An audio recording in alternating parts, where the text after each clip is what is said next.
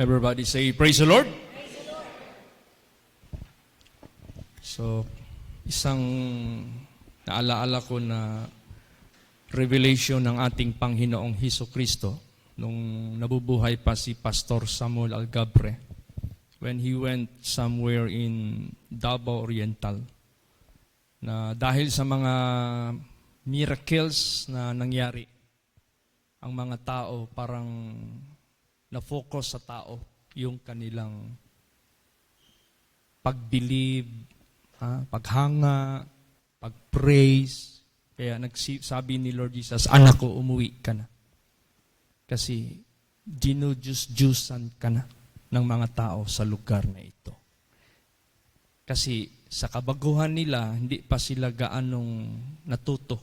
Pero ngayon, wala na yan ngayon. Kaya kailangan tayo mag-focus lamang sa isa na ating Panginoong Hesus Kristo. Kahit gaano man tayo gamitin ng Diyos, huwag nating kalimutan ibalik talaga ang kaluwalhatian sa ating Panginoong Diyos. Hindi dahil kung ano paman, kundi yan ang totoo. Siya yung gumagawa sa lahat sa buhay natin, hindi tayo. Praise the Lord! So dahil nalalapit na po ang ating pagtitipon sa lahat ng mga workers ni Lord Jesus Christ at mga anak niya, every year inutos ito ng Diyos. For what purpose? Basahin po natin. Isaiah 40 verse 31. Praise the Lord. But they that wait upon the Lord shall renew their strength. They shall mount up with wings as eagles. They shall run and not be weary, and they shall walk and not faint. Ayan. Tayong lahat na iniligtas ng Diyos mula sa kapangyarihan ng kadiliman at nilagay tayo sa kaliwanagan ng Diyos. Naghihintay tayo sa pagbabalik ni Panginoong Hesus Kristo. At tayo na naghihintay sa Panginoon, we are all obliged to renew our strength. Praise the Lord. And according to His instruction to all of us, and every June 15, we must gather together, especially those workers of our Lord Jesus Christ, for that purpose, to renew our strength. Praise the Lord. Tulad niyan, si Engineer Butwasan, Brad Silio. Nandito yan siya sa Davao ngayon. Tinanong ko siya kung anong ginagawa niya dito. Yung pala meron silang seminar sa DPWH. Kahit tapos na siya, may experience na siya, pero lahat ng mga engineers sa DPWH, halos buong Mindanao, tinipon ng gobyerno. Binigyan sila ng another na seminar, orientation, pag-upgrade ng kanilang trabaho, kasi future, magtaas yung ranggo nila, they can handle their task na ibibigay ng government sa kanila. Ganon din sa atin, mga workers of Jesus Christ.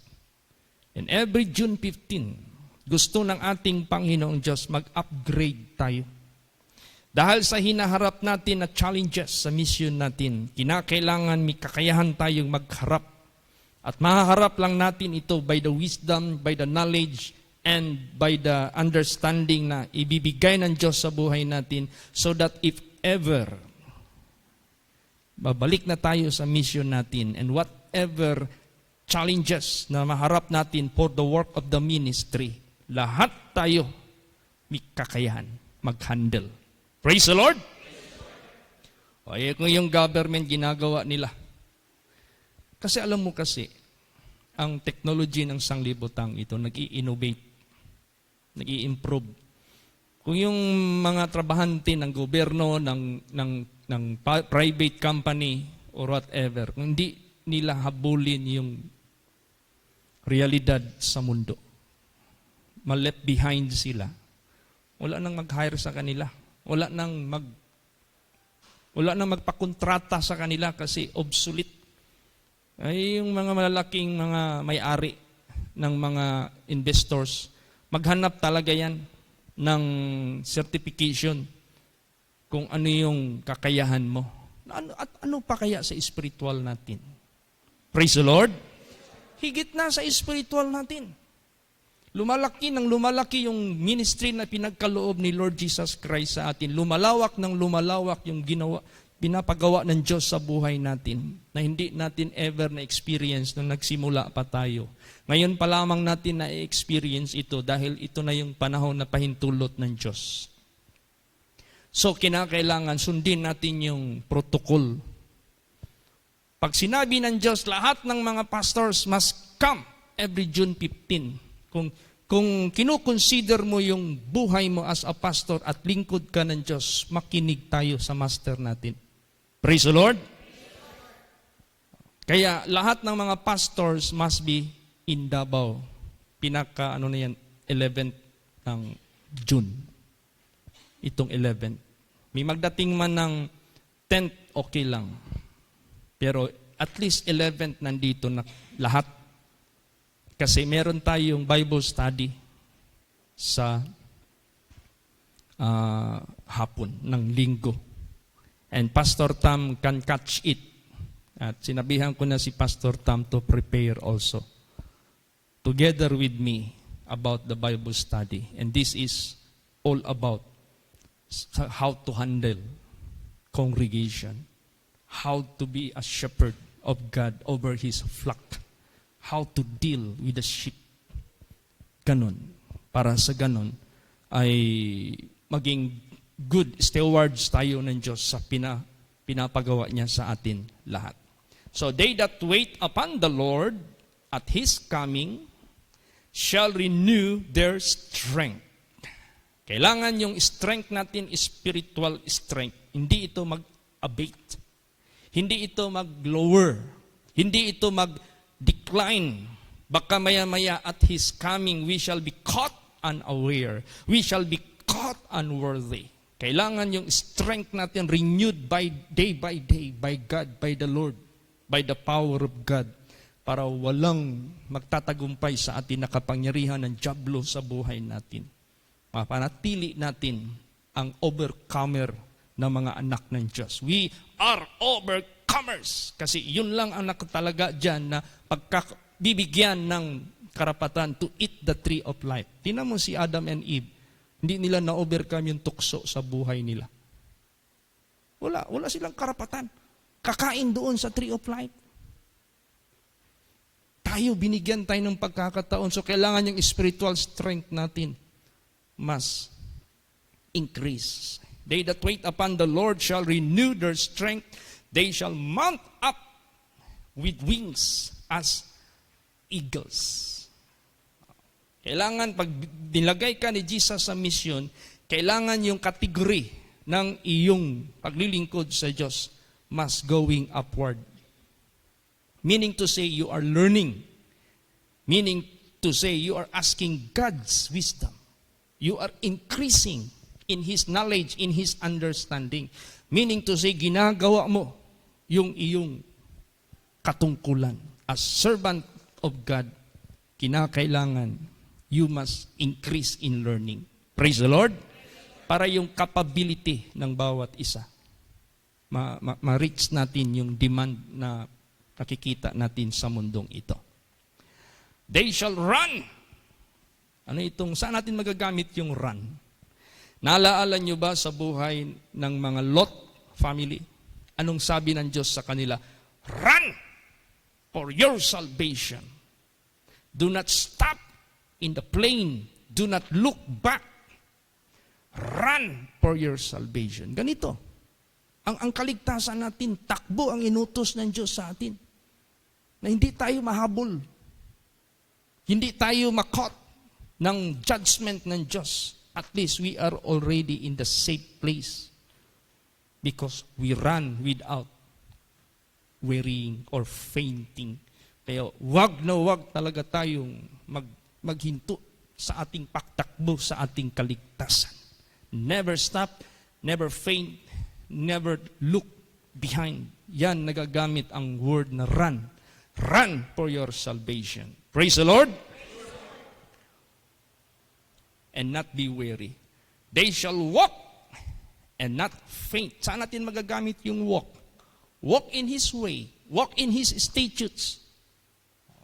Huwag tayong manghina sa paglakad sa kanyang mga statutes, sa kanyang ways, sa kanyang daan na tinuro sa buhay natin. Kaya, obliged tayong lahat na i-strengthen natin, i-renew natin ang ating strength dyan sa Panginoong Diyos. For what purpose? Unang-una, salvation. Basa. Isaiah 25 verse 9. Praise the Lord. And it shall be said in that day, Lo, this is our God. We have waited for Him, and He will save us. This is the Lord. We have waited for Him. We will be glad and rejoice in His salvation. Yan. Kailan natin makamit yung He will save us? Kailan natin makamit yung we shall be glad and rejoice in His salvation? Pag ginawa natin yung unang bersikulo sa Isaiah 40:31, that we renew our strength, we shall mount up with wings as eagles, we shall run without wearying, when we walk without fainting. Maangkin natin, He will save us. We will rejoice in His salvation.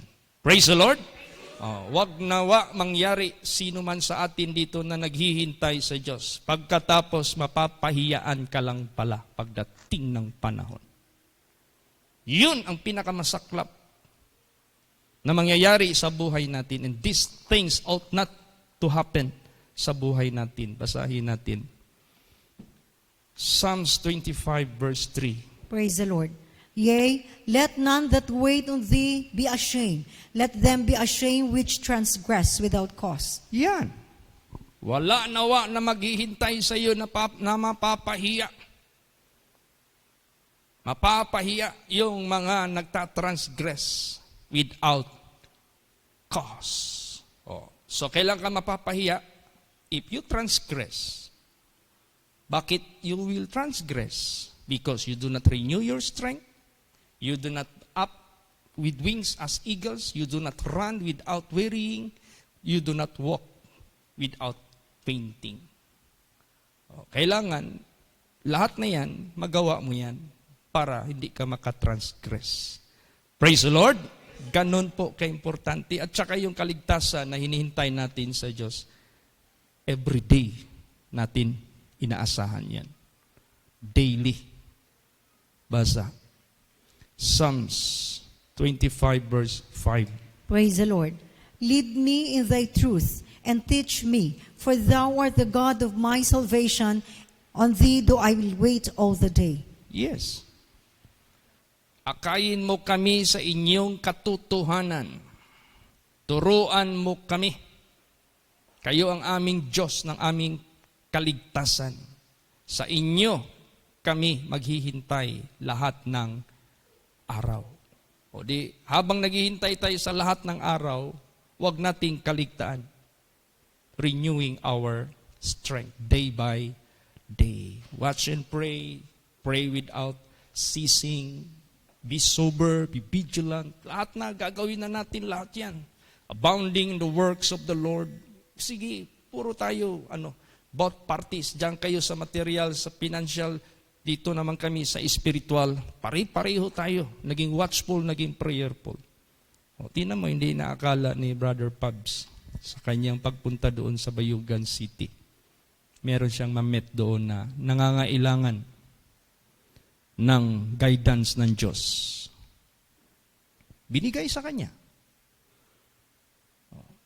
Ginamit niya ang kanyang mga lingkod. Yun man ang natin, trabaho natin, we are just His servants. Doing. Tingnan mo yun yung mga sina Ananias, sina Peter. Pag meron taong humahanap sa Diyos, like Cornelius, sabihin niya, Oy Cornelius, hanapin mo itong taong ito na taga Joppa. Ito yung magtuturo sa iyo. O di, papadala niya yung servant niya. O ikaw, Saul, hanapin mo ito si Ananias. Siya yung mag-pray sa iyo. Siya yung magtuturo sa iyo. So si Ananias naman, in-instruction na Ananias, may darating sa iyo na ganitong pangalan. Sometimes si Ananias natakot at nag-alinlangan, kaya sinaway siya ng Diyos. He is chosen vessel of mine. Gawin mo. Tingnan mo, ganun tayo sa buhay natin. Tama yung sinasabi ng mga tao, salamat pinadala ka ng Diyos, salamat ginamit ka ng Diyos. That's good enough. Praise the Lord. Yun ang gusto ng ating Panginoong Diyos. After all, we found ourselves doing His works. We are not doing our own works, neither our ways, hindi po. Kaya, sometimes, pagtapos ng June 15, babalik na ang bawat isa sa kanyang assignment. Wala nang kasamahan.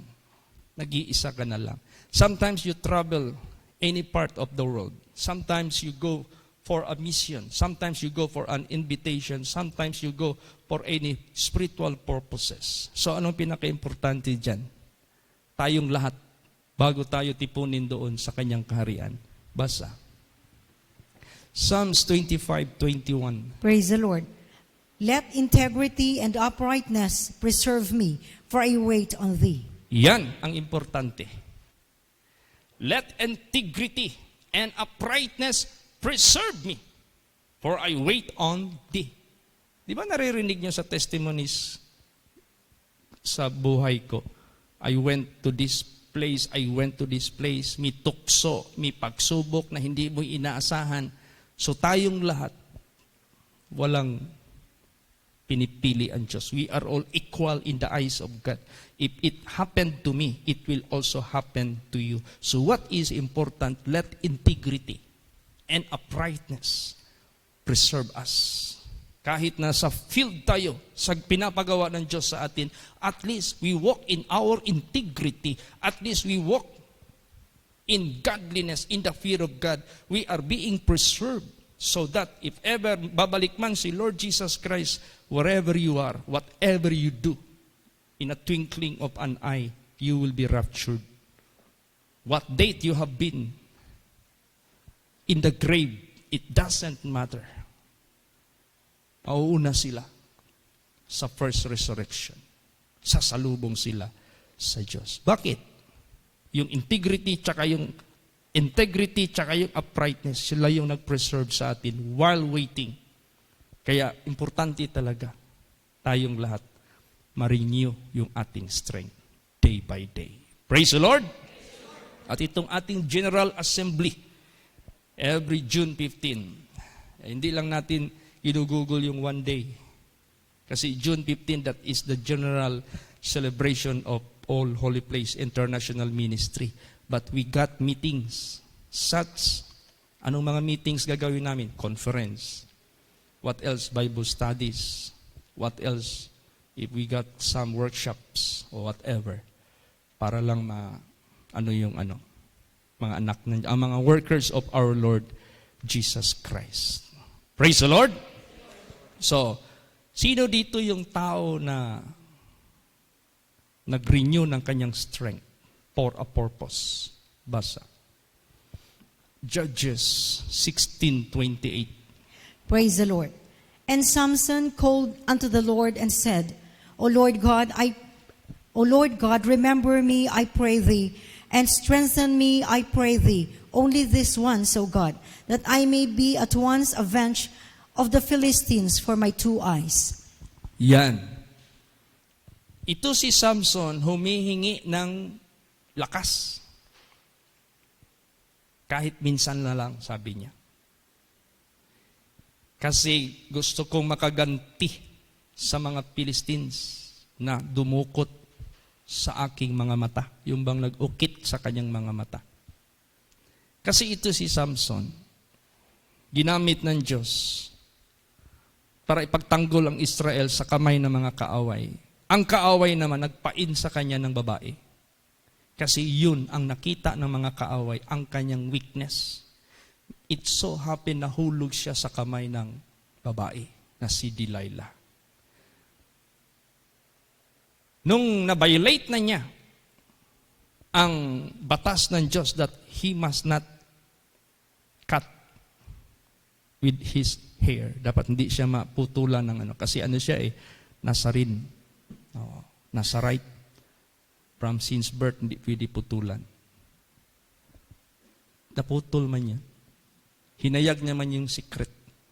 Naputol. Nung naputol, na-violate niya ang batas ng Diyos as a Nazarite.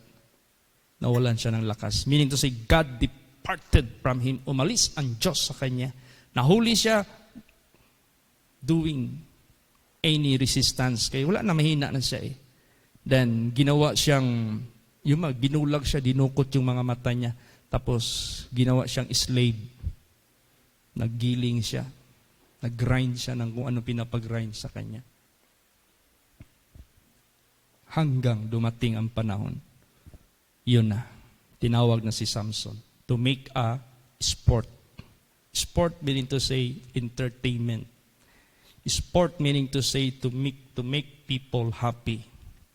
Seeing your exhibition. Yun na. Nung nandoon na siya sa 2 pillars, doon na siya nag-pray. Sabi niya, at once, O God, give me strength that I may avenge with these Philistines. Kaya nakita mo namatay lahat. Ang lahat nandoon sa tinatawag na amphitheater ba yan? O auditorium. Patay sila lahat. Sa spiritual life natin, kung hindi mo pa nagawa sa buhay mo, ang spiritual revival sa buhay mo, hingiin mo sa Diyos to strengthen you para maka-avenge ka kay Satanas na bumulag sa iyo, nagpahina sa iyo. And once upon a time, you become His servant. Kaya wag nating hatulan yung mga nag-backslide, wag nating hatulan yung mga umalis sa mission, wag nating hatulan na nagbaba sila o saan sila nagkasala sila, na-expelled sila. They have still the chance. Kung makita lang ng Diyos ang kanilang acknowledgement. Praise the Lord. Like si Samson. Yun, na-strengthen siya. Sa buhay natin, hindi naman tayo katulad sa literal na Samson na yan.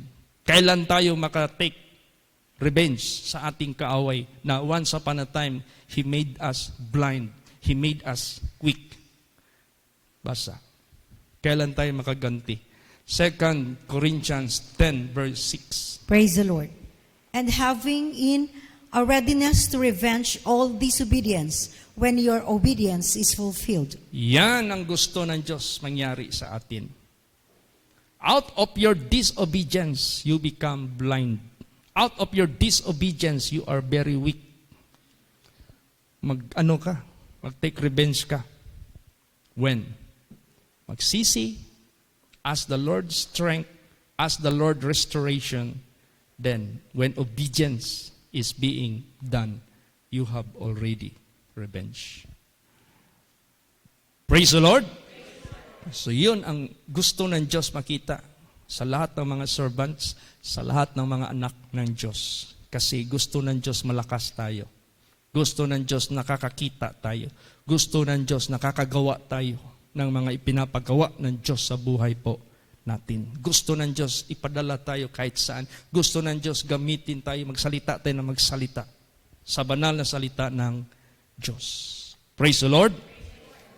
Nung tumawag na ako kay Pastor Sam, sabi niya, Pastor, yung galing kayo dito, kinabukasan nag-preach kayo. Doon yan sa Eagle Ministry. Na-record ko yung preaching mo. Siguro, para balik-balikin niya, pakinggan. Sabi ko, mabuti naman at nagsusubaybay kayo sa Word of God. Pati yung misis ko, nagsusubaybay. Ang dami mo palang mga preaching sa YouTube. Sabi ko, purpose yan ng Panginoong Diyos para may available yung kanyang message sa lahat. Tapos si Tatay Loy, nag-iisip, sabi niya, Pastor Chit, hindi ko na lang sabihin yung mga statement niya kasi parang iba pakinggan. Hindi sa side natin, kundi sa iba. Huwag na natin i-elaborate masyado yun kasi baka sabihin nila nag-aano tayo ng bangko. Basta ang sabi niya lang sa akin, when time comes, all pastors will be gathered, I'm going to invite you to speak the Word of God. Kasi ang burden ko, alam ng Diyos, gusto ko na maturuan talaga. So, ibig sabihin yan, we are servant of all servants. Praise the Lord! Tayo yung magsiserve sa mga servants. Kaya nga sabi ni Lord Jesus Christ, the Gentiles exercises, if they got people who are in high ranking, they want to be served by others. But you must serve them. Ikaw ang mag-serve sa lahat. Kahit ano pang ranggo mo. Kung ikaw ang pinakamataas, ikaw ang pinakamababa sa lahat. Look at me, sabi ni Jesus, I am your master, but I do minister. Praise the Lord. So ganon sa buhay natin. Kahit anong request nila, servisyohan natin yan. And let us do it not in our name. Let us not do it in our honor or glory. Let us do it for the honor of our Heavenly Father, for the honor of our Savior, Jesus Christ. Praise the Lord. At least, pinapa-feel ni Jesus Christ na ini-entrust niya sa atin ang mystery of the kingdom of God. Para sa ganon, maglingkod tayo lahat kay Jesus. Marami pang ililigtas, i-bless ang ating Panginoong Diyos. So anong gusto ng Diyos sa atin? Na strengthened, walking in integrity and uprightness, having the revenge when the obedience is being done and still going on. Ano pa? Basa. Job 17 verse 9. Praise the Lord. The righteous also shall hold on his way, and he that hath clean hands shall be stronger and stronger. Yan. The righteous servants of God, the righteous people of God, the righteous congregation of God, the righteous ministers of God, the righteous also shall hold on his way. Patuloy ka dyan. He that hath clean hands shall be stronger and stronger. So ibig sabihin yan, let us not remain saan tayo ngayon, but let us go stronger and stronger. Let us go higher and higher. Tingnan mo yung mga servants of God dito. They started at a very mean situation. But as the Lord is using them, as they continue in God's hand, in God's faithfulness dyan sa Diyos, nakita ang kanilang level going upward, going higher, going upward, going higher. Kasi importante tayo sa mundo. Kaya nga sabi dyan, ye are the salt of this world. Ye are the salt of this world. Praise the Lord. Importante yung ating presence na mga naglilingkod sa Diyos. Yung pagsusuporta ninyo sa gawain sa ministry, importante masyado yan. Because you become part of the work of the ministry. Importante yan. Wala man kaming magagawa kung wala kayo. Wala rin kayong magawa kung wala kami. Pero itong lahat, dahil sa Kanya. So, we are doing as a team. Teamwork ito. Praise the Lord. Teamwork ito. Kaya patuloy tayo sa pag-hold ng ating buhay na malinis. At let us be stronger and stronger. Ano pa? Huwag tayong maghinto, mag-cry, mag-iyak, na mag-pray kay Jesus. Basa. Psalms 138 verse 3. Praise the Lord. In the day when I cried, thou answerest me, and strengthenest me with strength in my soul. Yes. Cry and cry, and God will strengthen you. God will strengthen us, and no one can beat us. No one can overcome us, especially the enemy of God. Walang makatalo sa atin. From victory to victory, God will cause us always to triumph. Ganon ang buhay natin. Kaya, to God be the glory. I-pray natin yung mga who decided to be ordained because they want to push through their decision in serving God full time. Sila gamitin ng Diyos continuously, mightily. At lahat ng mga ginamit na ng Diyos, kung may mga mali, i-correct na natin lahat. Kung may mga lapses, kailangan wag na nating ulitin pa. Kasi we are running for this ministry para tayong nagmamadali. Hinahabol natin ang panahon, ang oras. Praise the Lord! So, i-pray po ninyo yung aming expected trip ng aking wife for Canada mission, then America. Kaya medyo hinabaan namin ng kasi parang merong side beat na trip kung matuloy yung New Zealand.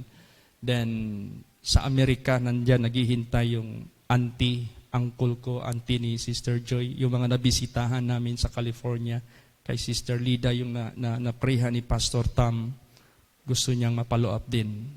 Maybe Sister Holly, if God's will, baka kung ito na yung pahintulot ni Jesus. It doesn't matter saan man tayo ipapadala ng Diyos. What is important? Kung kailangan tayo, kailangan nandoon tayo. Praise the Lord! Tingnan mo yung dream ni Paul, or vision ba yun? Na gumaganon yung mga tao. Macedonian, taga Macedonia. Kaya tawag niyan Macedonian call. Come here, come. We need the gospel of the Lord. We need salvation. Binta ni Paul. Na-meet niya si Lydia. Yun yung nag-support sa kanya. Na-establish yung mga churches. Kaya tingnan mo yung mga sinulat ni Paul na sinusulatan niya when he was in the prison cell.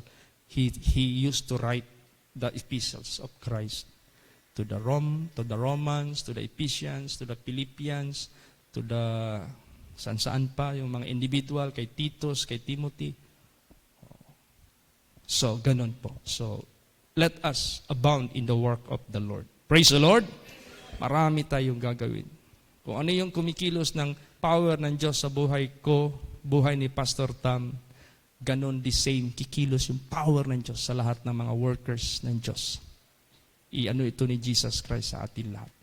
Nagpaalam sa akin ni Pastor Chit, what if there is a church that would invite me and make me their speaker? Shall I go? Go! Yan ang pahayag ni Jesus. Pag imbitahin kayo to handle the Word of God, you go. Huwag kang, kahit it doesn't matter how big is that church, it doesn't matter how high is the standard of that church na sa tingin ng mga tao, huwag mong tingnan yan. Mag-stand ka lang mag-stand ka in behalf of God. Praise the Lord! Yan ang mission natin. Yan ang ministry natin. Kaya, kailangan talaga tayo, yung uprightness, yung cleanness of our heart, integrity, ating i-hold yan. Kay malaki pa ang gawain na ipapagawa ng Diyos. Someday, it is not only Pastor Tom and me will be going many countries. Time will come, kayo dyan. Gamitin kayo ng Diyos. Praise the Lord! Kasi worldwide mission tayo worldwide mission tayo. Lahat may oportunidad. Kaya si Jesus lang makadesisyon yan. Depende na lang yan how we keep integrity and uprightness and a clean heart sa buhay natin. Kasi the moment God will send you anywhere, see to it that it is not you that will be recognized who is doing the work, but it must be your Master from heaven. Pag nag-preach ka and they glorify God, successful ang mission mo. Praise the Lord! Pero pag nag-mission ka, ikaw ang pinuri, unsuccessful ang mission mo. You know why?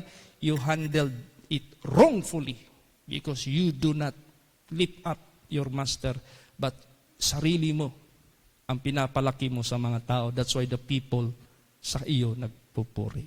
Kaya, kailangan natin i-handle ito properly para mag-last yung ating paglilingkod sa Diyos. Praise the Lord! i-preserve niya tayo, i-sustain niya tayo, ipadala niya tayo, gamitin niya tayo, i-bless niya pa tayong lahat. So dahil natanggap natin ang ministry na ito, anong advice dito? 2 Corinthians 4:1. Praise the Lord. Therefore, seeing we have this ministry, as we have received mercy, we faint not. Yes. Dahil natanggap natin ang ministry na ito, both parties, kayo na nagmamaterial, kami na nag-i-spiritual, kayo na may takot sa Diyos, kami na may takot sa Diyos, pareho tayo i-bless ng ating Panginoong Diyos, i-multiply tayo ng ating Panginoong Diyos. We receive mercy, we faint not. Huwag natin itong panghihinaan. Praise the Lord! Kasi ito ministry na natanggap natin, this is different from the Old Testament. The Old Testament, it is more on literal, more on material application. Dito sa New Testament, more on spiritual. Ang lamp na inihaw noon is lamp, pero dito sa New Testament si Jesus Christ. Ang promised land noon, Canaan. Ang promised land ngayon, Kingdom of God. Ang Egypt noon na captivity, ngayon, worker of iniquity, you are captive of spiritual wickedness of Egypt. Kaya, yung ating ministry ngayon in the New Testament, basa, 2 Corinthians 3:6. Praise the Lord. Who also has made us able ministers of the New Testament, not of the letter, but of the Spirit. For the letter killeth, but the Spirit giveth life. Yan. Praise the Lord. So you have to know and understand that the ministry we have today, God made us able ministers of the New Testament, not of the letter. Old Testament yan. But of the Spirit, not for the letter kill it, but the Spirit giveth life. But not meaning to say we are going to cut this Bible and remove the Old Testament and only retain the New Testament. No. Because the Old Testament, that is more on literal demonstration to be applied in the New Testament in spiritual application. Iba kasi yung merong tinatawag na demonstration na makikita mo, maririnig mo, tapos ma-apply mo. Ganon ang Old Testament. Both of these are very important. If the Old Testament, the law become cursed to the people of the world, in the New Testament, people can fulfill the law, can fulfill the commandments of God perfectly. But only for those who walk in the Spirit and not in the flesh. For those who live by faith and the grace of God, yun ang kikilos sa buhay niya. By faith, dahil ang Diyos ang pinapagawa natin sa buhay natin. So magagawa natin by God ang law and commandments ng Diyos. Praise the Lord! Para maging sinless tayong lahat, blameless tayong lahat. Kaya itong gawain na pinagkaloob ng Diyos sa atin, we need renewal of our strength. May nagpost sa FB, saya-saya niya. Na-renew yung license niya for 10 years duration. Ibig sabihin niyan, that person has no violation. Pag-renew niya ngayon, mayroong bonus ang government. Since you applied a driver's license in the office of LTO, ngayon, pag mag-renew ka and it found out na wala kang violation, meron kaming bonus sa iyo. Instead, 5 years, gawin naming double, 10 years. Praise the Lord! So, ganoon din sa spiritual life natin. Aba, akala mo ang Diyos hindi magbibigay sa atin ng bonus? Akala mo ang Diyos hindi marunong magbigayan sa atin ng pahalipay? O, kung naglingkod ka sa ating Panginoon Diyos continuously, wala kang violate because you are spiritual-minded, you are a God-fearing person, You have nothing to boast sa sarili mo because you let God move sa buhay mo. May bonus ang Diyos sa bawat isa. Praise the Lord. Hindi lang natin nakikita yan, but surely, certainly, God knows how to reward the godly. Paano niya i-reward ang mga maka-Diyos. So, i-pray natin ang safe arrival ng ating mga kapatiran, mga co-workers together with our Lord Jesus Christ. Ang pinakamakapal, yung 11th. 10th meron but minimal. 11th ang pinaka-heavy sa lahat. So, kailangan ma-monitor natin yung by air, by land, para kung saan natin sila masundo. Kung if it is necessary for them to be fetched, sunduin natin sila. Maybe some of them will come directly. Meron din siguro. Pero kung saan lang sila i-drop, airport man o saan man, terminal man, kailangan ma-designate na natin ang mga sasakyan. Praise the Lord. meron ng naka-schedule na. Mabibilang naman ninyo yan, natin yan. Kung anong oras ang darating, anong agwat, o yan lahat. So, tonight, let us pray for our gathering these events. Series of many days na mga events. I-pray natin, God will renew our strength. Praise the Lord! Magsitayo po ang lahat.